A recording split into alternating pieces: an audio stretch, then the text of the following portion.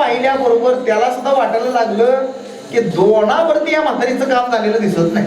आता दोनाची अजून ही मला 4 मारची का काय म्हणून ते आणखी पुढे पळायला लागलं. कसं बस त्याला धरलं, उचललं, घरात आणलं, पाळलं, त्याचं बारसं सुद्धा करून टाकलं. एवढंच नाही तर रोज सकाळ संध्याकाळ न चुकता आवडीनं 2 भाकऱ्या करून त्याला खाऊ घालायला लागल्या. आता बघा, त्या मातेला त्या कुत्र्याच्या पिल्लाबद्दल जी काही आवड आहे ही गौण आवड आहे.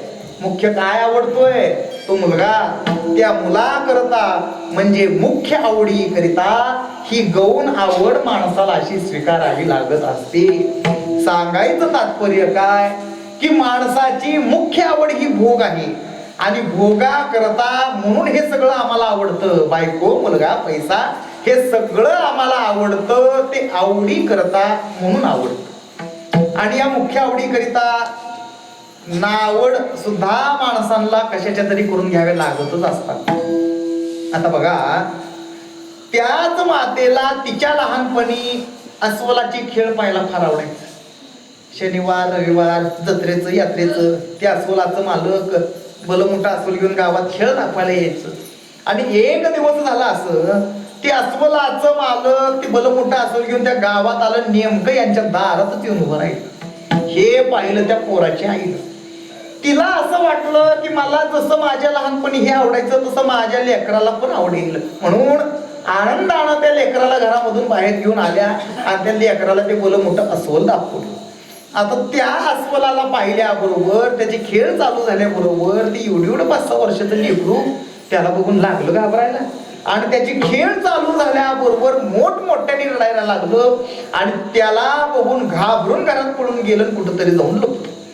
आता आपलं लेकरू घाबरलं, रडलं, एवढंच पाहिल्याबरोबर त्या मातेनं त्या अस्वलाच्या मालकाच्या हातात 4 पैसे टेकवले आणि त्याला सांगितलं, पहिलं तुझ्या अस्वलाला घेऊन इथून निघ, तुझ्या अस्वलामुळं माझं लेकरू घाबरायला लागलं. आता पहा, त्या मातेला त्या अस्वलाबद्दल आवड असताना नावड निर्माण करून घ्यावी लागली. का तर मुख्य आवडीला बाधा येते म्हणून. त्या कुत्र्याच्या पिल्लाबद्दल आवड नसताना आवड निर्माण करून घ्यावी लागली. का तर मुख्य आवडीला बाधा येते म्हणून. म्हणजे मुख्य आवडी करिता गौण आवड आणि नावड ही माणसाला स्वीकारावीच लागत असते. म्हणजे ज्या कालात माणसाला जे आवडतं त्या कालात माणसाची मुख्य आवड ही भोग आहे आणि भोगा करता म्हणून प्रपंच तुम्हा आम्हाला आवडतो. आणि या मुख्य आवडी करिता भोगा करता नावड सुद्धा असतेच की. कशाची? परमार्थाची. का तर परमार्थ तुमच्या आमच्या भोगामध्ये बाधा आणत असतोय ना, म्हणून मुख्य आवड भोग, गौण आवड प्रपंच आणि नावड ही परमार्थाची. विषय विषयांचा पडिपाडू, गोड परमार्थ लागी कडू, कडू विषय तो गोडू जीवाशी लाला.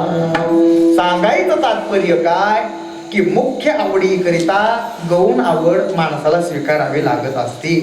म्हणजे तुकोबारायांना हे पंढरपूर आवडतं, मग आता ही पंढरी महाराजांना आवडली तरी कशी? गौण. मुख्य काय आवडतोय? पांडुरंग. पंढरीमध्ये पांडुरंग आहे म्हणून तुकोबारायांना पंढरी आवडते.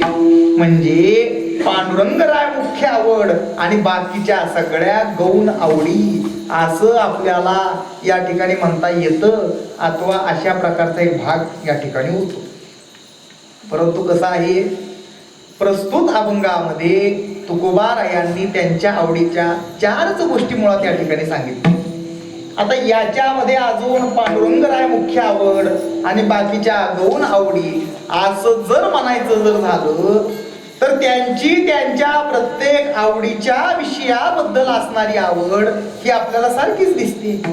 आणि महत्वाचं म्हणजे त्यांचा प्रत्येक आवडीचा विषय दुसऱ्या आवडीच्या विषयासोबत एकरूप झालेला आहे. जसं एखाद्याला पुरी भाजी खायला आवडते, मिसळपाव खायला आवडतो, इडली सांबर खायला आवडतं, मग आता नुसती पुरी आणि नुसती भाजी ही वेगवेगळी खाऊन खळगी कधी भरत नसते. ती दोन्ही एकत्र खावं लागतं तेव्हा त्याची तृप्तता. तसं तुकोबारायांना हे पंढरपूर आवडतं ते त्या ठिकाणी असणाऱ्या पांडुरंगराया आवडतं. आता पांडुरंगरायाला पंढरीमध्ये आणायला कारणीभूत कोण? पुंडलिकराय. म्हणून पुंडलिकरायांची आवड. आणि हे सगळं ज्या ठिकाणी आहे त्या ठिकाणचं पवित्र जलप्रवाह म्हणजे चंद्रभागा. पांडुरंगराय चंद्रभागेच्या काठी आहेत म्हणून चंद्रभागेची आवड. म्हणजे अशा प्रकारच्या त्यांच्या या सगळ्या आवडीच्या गोष्टी या परस्पराशी एकरूप झालेल्या आहेत म्हणून त्यांची त्यांच्या प्रत्येक आवडीच्या विषयाबद्दल असणारी आवड ही सारखीच आहे. आता त्यांच्या प्रत्येक आवडीच्या विषयाचा आपण टप्प्याटप्प्याने विचार करूच. पण दुसरी एक महत्वाची गोष्ट आहे ती म्हणजे अशी की जेथे प्रयोजन असतं म्हणजे जेथे काहीतरी कारण असतं तीच गोष्ट माणसांना आवडत असते. माणसांचा मुख्य हेतू जो काही असतो, माणसाचा मुख्य स्वार्थ जो काही असतो तो आवड असणाऱ्या गोष्टींमधून तो माणसांना भेटत असतो आणि म्हणूनच त्या गोष्टी माणसांना आवडत असतात. आणि मुख्य काय आहे? सुख. तुम्ही कोणत्याही पदार्थाचा, कोणत्याही घटकाचा, कोणत्या विषयाचा कसाही अभ्यास करा, कुठल्याही दिशेनं जा, कुठल्याही मार्गाने या, ते शेवटी एकाच ठिकाणी येऊन थांबत असतं. कुठं? सुखाजवळ. बायको का? मुलगा का? पैसा का? हे सगळं भोगासाठी जरी आम्हाला आवडत असलं तरी त्या भोगामधून साध्य होणारा तुमचा आमचा हेतू काय? सुख. अहो हजारो नद्या जरी असल्या तरी शेवटी त्या समुद्राला जातात ना. मग हे सगळे जे काही तुम्ही आम्ही प्रयत्न करत असतो, दान धर्म, चांगले वाईट कर्म, परमार्थाचे अथवा प्रपंचाचे जी काही दिवस रात्र तुम्ही आम्ही खटपट करत असतो ती केवळ आणि केवळ सुखासाठीच. पण याच्यामधून सुख मिळतं की नाही मिळत हे ज्याची त्याला ठाऊक. पण आमचे तुकोबाराय तर स्पष्टपणे सांगतात सर्व सुखाची या आशा जन्म केला.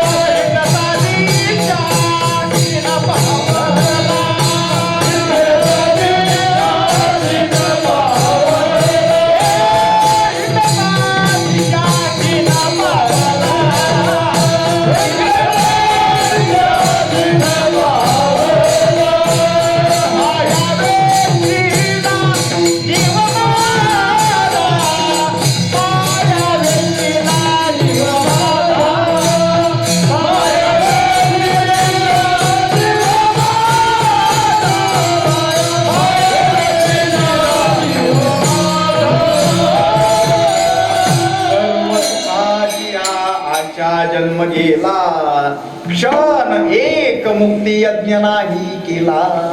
अथवा कोण सुख दुरोणी संसारी, राहो सांग मजबा हरी, अवघ्या नाशिवंता परी. हे सगळं केलं जातं ते फक्त आणि फक्त सुखासाठीच. पण खरं सुख कुठं आहे? सुखाचं सार ठिकाण आहे कुणीकडं? सुख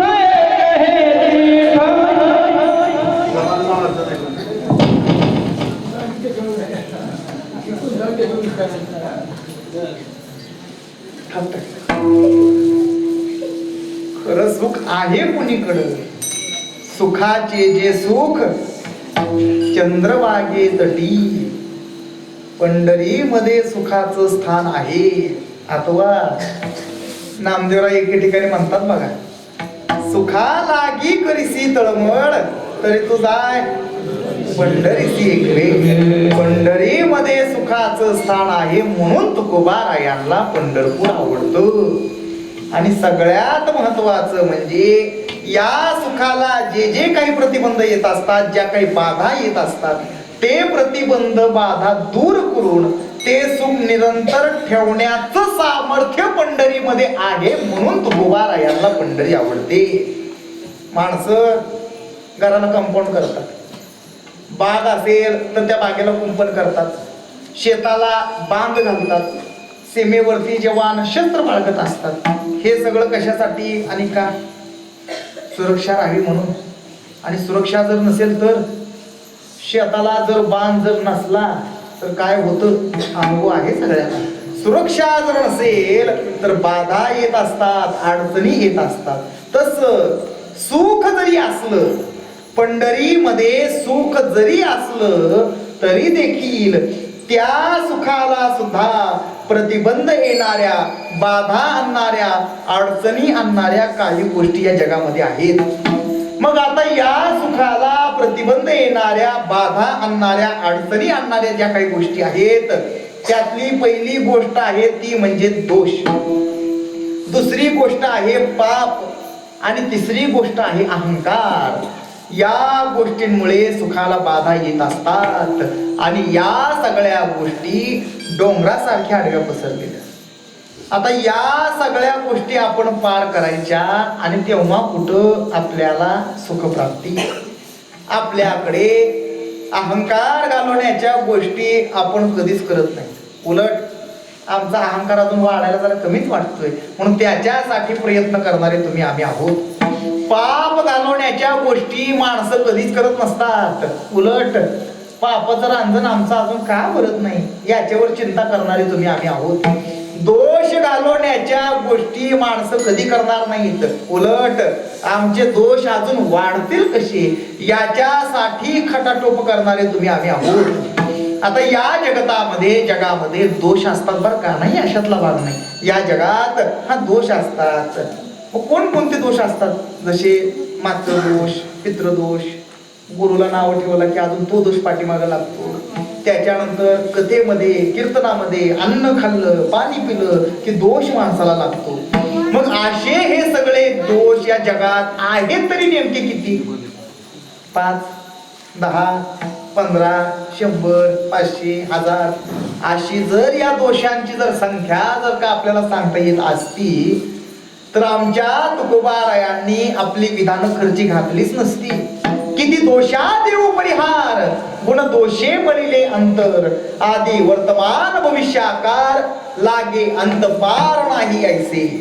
जीवाच्या दोषाचा अंत लागत नाही एवढे या जगात दोष आहेत, पण आपल्याला ते दोष कधीच वाटत नाहीत. मग कितीही प्रपंच केला, कितीही काही केलं तर दोष वाढतील का कमी होतील? हे म्हणजे आगीत तेल टाकल्यासारखंच आहे की वाढणारच आहे. मग हे दोष जर आपल्याला घालवायचे असतील, या दोषातून जर तुम्हाला आम्हाला मुक्त जर व्हायचं असेल तर त्याच्यासाठी आपण काय केलं पाहिजे, आपण काय करावं? तुकोबारायांना विचारलं तर महाराज म्हणतात की या सगळ्या दोषातून जर तुम्हाला जर मुक्त व्हायचं असेल तर ते दोष घालवण्याचं ठिकाण कुठलं आहे त्याचा पत्ता मी तुम्हाला देतो. इकडं तिकडं बाहेर दुसरीकडं कुठंच तुम्ही फिरत बसू नका.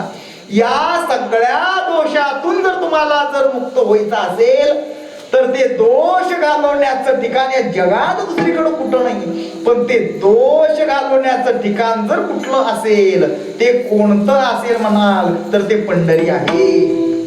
पंढरीमध्ये सगळ्याच दोषाचं निवारण होत.